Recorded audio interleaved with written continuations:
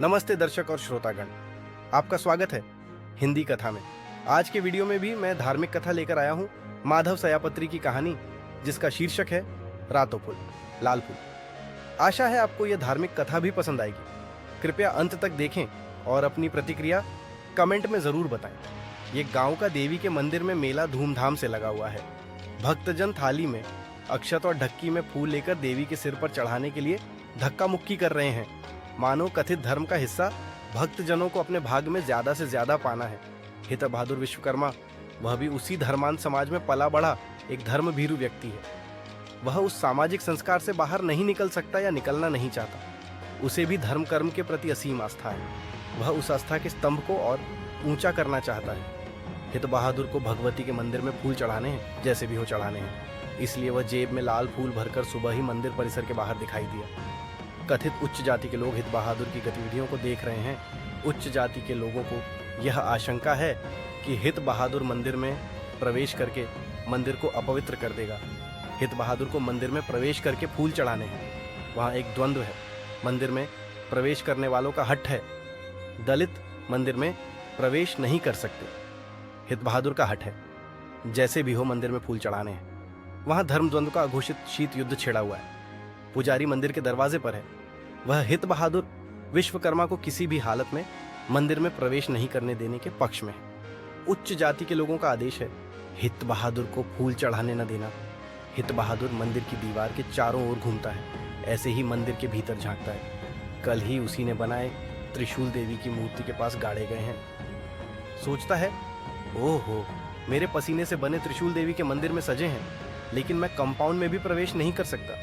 यह कितना बड़ा अन्याय है। क्या मैं ये अन्याय सहता रहूं?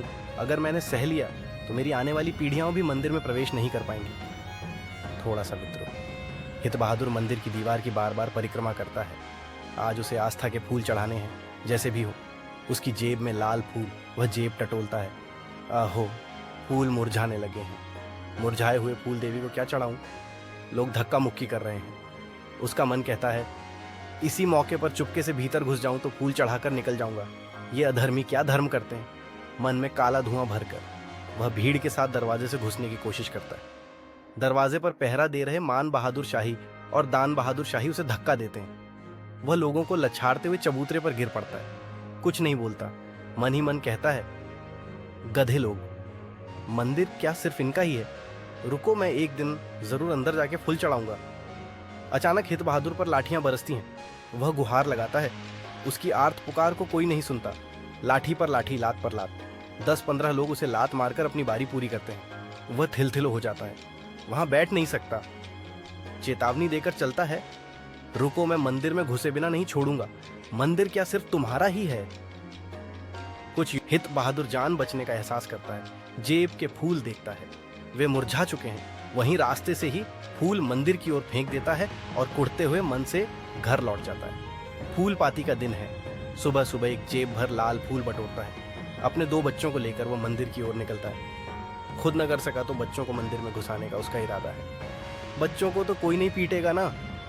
उसने सोचा था कि औरों के पहुंचने से पहले मंदिर पहुंच जाएगा, लेकिन जब वह पहुंचा तो पूजा शुरू हो चुकी थी। आज भी लाल फूल वैसे ही वापस जाने वाले हैं। मन कुढ़ता है।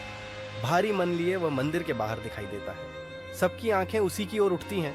दरवाजे पर वही मान बहादुर और दान बहादुर खड़े दिखाई देते हैं। इसके फिला का मांस न झड़ने तक यह नहीं चेतेगा।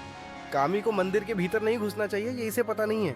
हिकाहा कहाँ का पवित्र मंदिर को अपवित्र करने की इसकी हरकत, आज ये बचकर नहीं जाएगा। हित बहादुर मुरझा जाता है। उसकी जेब के लाल फूल मुरझाते जा रहे हैं। हित बहादुर नदी की ओर मुड़ता है। जेब से रुमाल निकालता है और मुंह बांध लेता है। उसे लगता है कि मुंह ढकने के बाद उसे कोई नहीं पहचानेगा। बच्चों को वहीं छोड़कर वह मंदिर के पास जाता है। भीड़ में घुस जाता है। दीवार के दरवाजे पर पहुंचता है। धक्का मुक्की करके कंपाउंड में घुस जाता है। आज तो फूल चढ़ाऊंगा चढ़ाऊंगा। उसकी दृढ़ता मन ही मन बोलती है, उसे फूल चढ़ाने हैं। झगड़ा नहीं करना है, गपशप नहीं करनी है। धर्म के स्तंभ को ऊंचा बनाना है। किसी की लात से वह मंदिर कंपाउंड में गिर पड़ता है। दान बहादुर और मान बहादुर मंदिर से उसी के बनाए त्रिशूल लेकर आते हैं। निर्दयी जीव उसे त्रिशूल से गोदना शुरू कर देते हैं। मंदिर परिसर में खलबली मच जाती है। नक्चरे को मारो मारो, भीड़ उत्तेजित होती जाती है, निरंकुश होती जाती है। कई लोग उसे मुक्का मारते हैं। वह बोलता है, मुझे एक बार फूल चढ़ाने दो, मेरे लाल फूल मुरझा गए, मेरी आत्मा भभक रही है, मैं लाल फूल चढ़ाऊंगा। उसकी विनती से किसी का हृदय नहीं पिघलता, बल्कि कठोर पत्थर बन जाता है। एक बोलता है, इसे यहीं मारकर बगर में गाड़ा जा सकता है। हित बहादुर का मन आग में तपता है, विद्रोह उपजता है। ए पाजियों, मंदिर क्या सिर्फ तुम्हारा ही है? लो मेरा त्रिशूल, मैं ले जाऊंगा। उस पर त्रिशूल के भाले बरसते हैं। दाना बहादुर और मान बहादुर उसे त्रिशूल से छेदना शुरू कर देते हैं। उसके शरीर से खून की धारा बहती है। आवाज आती है, ठीक किया भाई, इसे तो मार ही देना चाहिए। वह चीखता है, ठूले मुझे बचाओ, तुम भीतर आओ ना। बेटों को बाप की चीख सुनाई देती है। वे कहाँ जाएं और क्या करें सोचते हैं, मंदिर की ओर दौड़ते हैं। हिता बहादुर का शरीर बाहर फेंका जाता है। बाप का शरीर बेटों पर गिरता है, वे भी गिर पड़ते हैं। माल बहादुर त्रिशूल लिए हुए बाहर आता है और पेट में घोंप देता है। ठूले डर जाता है, बा को मार डाला। उसके शरीर में त्रिशूल रोपने का क्रम जारी है। दान बहादुर आता है, दूसरा त्रिशूल पीठ में रोप देता है। बच्चों को खदेड़ कर दूर पहुंचा देते हैं। तुम्हें मरना है क्या? हिता बहादुर सांसों में कहता है, लाल फूल, देवी, मंदिर। त्रिशूल रोपा जा रहा है। दूर आंखें गड़ाए हिता बहादुर अंतिम सांस लेता है। सब भाग जाते हैं। दान बहादुर और माल बहादुर ही बचे रहते हैं। हित बहादुर की लाश घसीटकर बगर में ले जाकर गाड़ देते हैं। वे भी भाग जाते हैं। मंदिर सुनसान हो जाता है। पुलिस आती है, लाश खोदती है और पोस्टमार्टम के लिए ले जाती है। अष्टमी के दिन सुबह मंदिर जाने वाले देखते हैं, मंदिर तो राख और अंगारों के ढेर में बदल गया है।